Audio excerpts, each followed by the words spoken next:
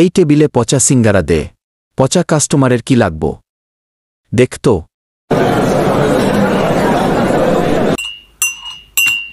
ওই যে আসতাছে কিপটে মধুমিয়া। বেটা হার কিপটে, দুটো পয়সা খরচ করতে চায় না। গাড়ি ভাড়া লাগবে বলে এত বড় বোঝা নিজে মাথায় বয়ে পায়ে হেঁটে যাইতেছে। হোটেলে খেতে ঢুকেও কিপটেমি। আজ বেটা তোর কিপটেমি বার করছি। আজ দেখছি হোটেলে ভিড় কম, এতটা পথ মাথায় বোঝা বয়ে হেঁটে এসে খুব ক্ষুধা পেয়ে গেছে। যাই হোটেলে ঢুকে দুটো সিঙ্গারা খেয়ে নেই। দুটো সিঙ্গারা খেতে কত আর খরচ হবে? 10 টাকা। যাই হোটেলে, পচা দুটো সিঙ্গারা দে। সিঙ্গারা দিতাছি তো এখন সিঙ্গারার দাম বাড়ছে। একটা সিঙ্গারা 10 টাকা করে, দুইটা 20 টাকা। তাই নাকি? কবে থেকে? গতকাল থেইক্কা। হাই হাই, দুইটা সিঙ্গারা খাইলে 20 টাকা খরচ। আমি এতটা পথ হেঁটে বাড়ি ফিরতেছি, দুটো পয়সা গাড়ি ভাড়া দিলাম না, আর হোটেলে ঢুকে দুটা সিঙ্গারা খেয়ে 20 টাকা জলে ফেলব? তা তো হয় না। এই 20 টাকা দিয়ে অন্য কাজ করা যাইব। এখন হোটেলে ঢুকে গেছি, বাহির হমু কিভাবে? বাহির হয়ে গেলে কিপটা কইব হেরা আমারে। কি করি এখন? আরে সিঙ্গারা একটা খাওয়ার জিনিস হইল নাকি? কয়টা আলু গিয়ে ময়দার মধ্যে ঢুকে পড়ে, তারপর তোরা ধরে তেলের মধ্যে ছাইরা দিস। দূর, সিঙ্গারা মানুষে খায় নাকি? তাও আবার মাথা 3টা সিঙ্গারার। এটা খাইলে 3 মাথা নির্ঘাত হইব। তাইলে অন্য কিছু খাইন, পুরি, চপ, পিয়াজু। এগুলো তো পোলাপানের খাবার। আমার হাতে সময় কম, একটা জরুরি কাজ আছে। এখন খাইতে গেলে দেরি হইয়া যাইব। আমি বরং যাই। সব সময় এসে খায় মাত্র একটা সিঙ্গারা, আর লেকচার দেয় 3 মাইল। আজ দিছি জায়গা মতো। সিঙ্গারার দাম 10 টাকা বলায় কিপটে বেটা ভাগছে।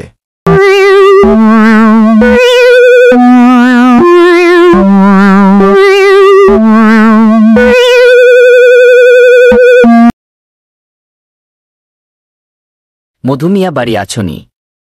ও মধুমিয়া, বাইরে আসো। ও মধুমিয়া, ও মধুমিয়া, বাইরে আসো। আমরা আসছি, জলদি কইরা বাইরে আসো। ও মধুমিয়া। মধু মনে হয় এখনো ঘুম থেকে উঠেই নাই। সালা যেমন কিপটে তেমন অলস। মনে হয় এখনো ঘুমিয়ে ঘুমিয়ে টাকা গুনতেছে। সেই ছোট থেকে ওর কিপটেমির স্বভাব, আজও গেল না। আর ও এমন করেছিল ছোটবেলায়। কুড়েমির জন্য সকালে উঠে পড়তেও বসতে চাইত না। রোজ মাস্টারের মার খেত পড়া না শেখার জন্য। খেলাধুলায় আবার মধু ছিল ওস্তাদ। আমরা কেউ ওর সাথে খেলাধুলায় পেরে উঠতাম না। খুব মনে পড়ে ছোটবেলার স্মৃতিগুলা। স্বপ্নে এই তো প্রায় টাকাগুলা গুনে শেষ করে ফেলেছিলাম। আর একটু হলেই গুনা শেষ হয়ে যেত। কোনো বদমাইশগুলা সকাল সকাল আমার ঘুম ভাঙালো। যাই দেখি তো।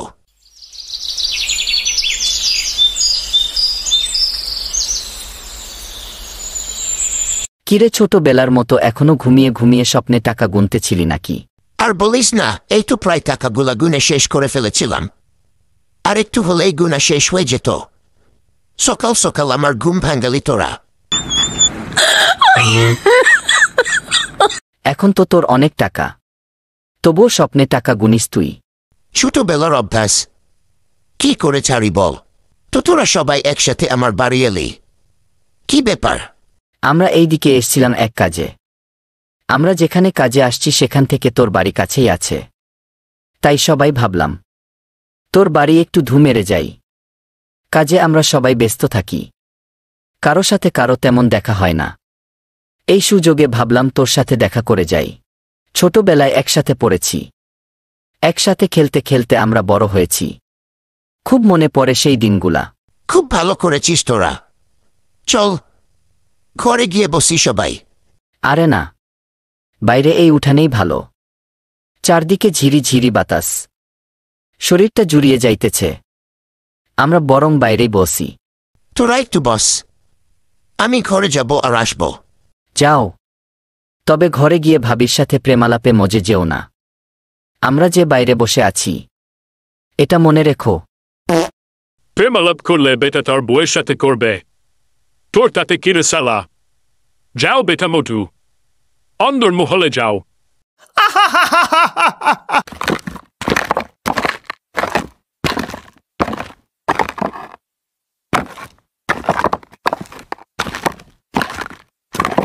বাবা, আপনি আমাকে ডেকেছেন কেন? বাড়িতে মেহমান আসছে, তোমাকে 200 টাকা দিতেছি, বাজারে গিয়ে গোস্ত কিনে আনো। 200 টাকা দিয়ে আর কতটুকু গোস্ত পাওয়া যাবে? যতটুকু পাওয়া যায় ততটুকুই কিনে আনো। মেহমানকে 1-2 পিস করে গোস্ত দিয়ে আমরা না হয় তরকারির ঝোল দিয়ে খেয়ে নিব। তাড়াতাড়ি যাও, দেরি করো না। ঠিক আছে বাবা, আমি বাজারে যাচ্ছি এখনই।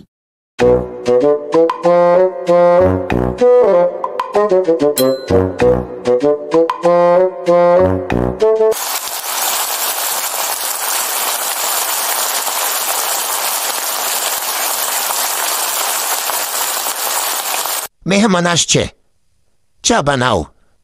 খুব ভালো করে চা বানাবে, ওরা আমার বাল্য বন্ধু, বুঝলে গিন্নি?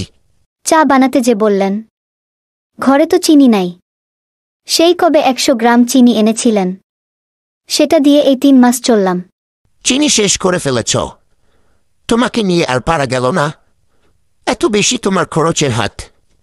এত খরচ করলে তো আমাকে পথে ফকির হতে হবে কয়দিনেই। এখন চিনি কিনতে দোকানে গেলে তো আবার গাড়ি ভাড়া দিয়ে যেতে হবে। যদুকে গোস্ত কিনতে 200 টাকা দিয়েছি, এখন গাড়ি ভাড়া দিয়ে চিনি কিনতে গেলে তো আমার আবার খরচ। মেহমানের জন্য ঘাটের পয়সা এত খরচ করলে তো আমি ফতুর হয়ে যাব। তুমি এক কাজ করো, প্রতিবারের মতো বেশি করে গরম পানি করে তাতে কিছু চা পাতা আর অল্প দুধ দিয়ে চা বানিয়ে ফেলো, বাকিটা আমি সামলে নিব। বাজারে আসতে ভালো লাগে না, বাবার হুকুম, কি আর করা। নে চা খা সবাই, তোর ভাবি হাতের চা। একবার তোর ভাবির হাতের চা যে খেয়েছে সে সারা জীবন মনে রেখেছে। কি আর বলবো, যে খেয়েছে সেই দিওয়ানা হয়ে গেছে। খাও বাছারা, খেলা তো শুরু হবে এখন। আমার তো চিনো না, আমি হলাম মধু মিয়া। আমি নামে মধু, আমার মুখে মধু, আর অন্তরে অন্য কিছু। এই যা, তোদের বলতেই ভুলে গিয়েছিলাম, আজ ছোটবেলার মতো একটা খেলা আমি খেলবো তোদের সাথে। তোদের সকলের চায়ের কাপের মধ্যে একটা কাপে চিনি নাই, সেই চিনি ছাড়া চায়ের কাপ যার ভাগ্যে পড়বে সে আমাদের সবাইকে আগামীকাল তার বাড়ি নিমন্ত্রণ করে খাওয়াবে। বেটা মধু কি আমাকে ফাটাতে চাইছে? আমার চায়ের কাপে চিনি নাই, এ কথা বললে তো কাল সবাইকে নিমন্ত্রণ করে খাওয়াতে হবে। তার চেয়ে বলি, আমার চা তো একদম ঠিকঠাক, যেমন লিকার তেমন দুধ চিনি, ভাবির হাতে জুড়ি নাই। মধু হারামজাদা কি আমার মাথায় কাঁঠাল ভাঙতে চাইছে? আমার চায়ের কাপে চিনি নাই, এ কথা বললে তো কাল সবাইকে নিমন্ত্রণ করে খাওয়াতে হবে। এখান থেকে ভালোয় ভালোয় কেটে পড়াই ভালো, না হলে মধুর পেটে পেটে কি বুদ্ধি চলছে আমার মাথায় কাঁঠাল ভাঙ্গার তাকে জানে। আমার চাতে তো চিনি একটু বেশি হয়ে গেছে। হেরে মধু, একটা জরুরি কাজ আছে আমার, এখন মনে হলো হঠাৎ করে, না গেলেই নয়। মধুর ওষুধ কাজ করা শুরু করেছে দেখছি। আমার গিন্নিকে ডাক্তারের কাছে নিতে হবে, আজ ডাক্তার দেখানোর তারিখ। আমরা তাহলে যাই, তুই আসিস আমাদের বাড়ি। এত সুন্দর চায়ের জন্য ভাবিকে ধন্যবাদ দিস আমাদের তরফ থেকে। জরুরি কাজ আছে, আমরা তবে যাই। তোদের জরুরি কাজ আছে, তাই আর জোর করব না থাকার জন্য। খুব ভালো লাগলো, আবার আসিস। হে গো যদুর মা, মেহমান ভেগে গেছে আমার বুদ্ধিতে। তবে যদু যে বাজারে গেল গোস্ত আনতে, এখনো তো ফিরে এলো না। মেহমান চলে গেছে, এখন গোস্ত কিনে তো লাভ নাই, অযথাই টাকা নষ্ট। কোন একটা বুদ্ধি আগে করা দরকার ছিল, তাহলে আমার 200 টাকা নষ্ট হতো না। যদুটা মনে হয় এতক্ষণে গোস্ত কিনে নিয়েছে, জলে গেল আমার পয়সা। এখন আর হা হুতাশ করে লাভ কি? আগেই আপনার একটা বুদ্ধি বের করার দরকার ছিল, হুদাই 200 টাকা নষ্ট হলো। যদু ফিরে আসবে কখন তাকে জানে। দূর, আর ভালো লাগছে না।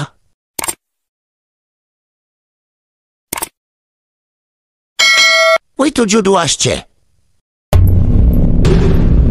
কিরে যদু, গোস্ত কোথায়? আমি আপনার কথা মতো বাজারে গিয়েছিলাম গোস্ত কিনতে। বাজারে ঢুকে সোজা গোস্তের দোকানে গেলাম। এরপর ভাই আমারে ভালো দেখে গোস্ত দেন তো। ভালো মানে আন্নের একদম ফ্রেশ দেখে গোস্ত দিমু। খাইলে মনে হইব যেন মাখন খাইতেছেন। খাইবাইন আর হাত চাটবাইন। তাই যদি হয় তবে গোস্ত কিনব কেন? যাই মাখনের দোকানে। কিছুই তো বুঝলাম না। ও ভাই, গোস্ত নিবাইন না? এরপর গেলাম মাখনের দোকানে। দোকানদার ছিল আমার বন্ধু বড় ভাই। আমায় দেখে চিনতে পেরে চা পানি খাওয়ালো। আমি তাকে বললাম, মাখন দেন তো বড় ভাই, খুব ভালো দেখে। তুমি আমার ভাইয়ের বন্ধু, তোমারে এমন মাখন দিমু, খাইলে মনে হইব মাখন না, যেন মধু খাইতেছ। তাই যদি হয় তবে মাখন কেন? যাই মধুর দোকানে। চাচা, ভালো দেখে মধু দেন তো আমাকে। চিন্তা করবে না, তোমারে এমন পরিষ্কার আর স্বচ্ছ মধু দিমু, তুমি দেখে অবাক হয়ে যাবে। মনে হবে পরিষ্কার কাচের গ্লাসে স্বচ্ছ ফ্রেশ পানি। এই যদি ব্যাপার হয় তবে ফ্রেশ পানি তো আমাদের ঘরেই আছে।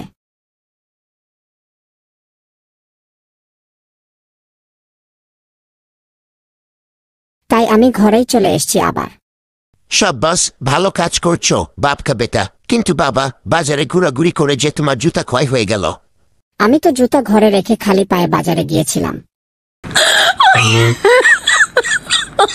Oh my God.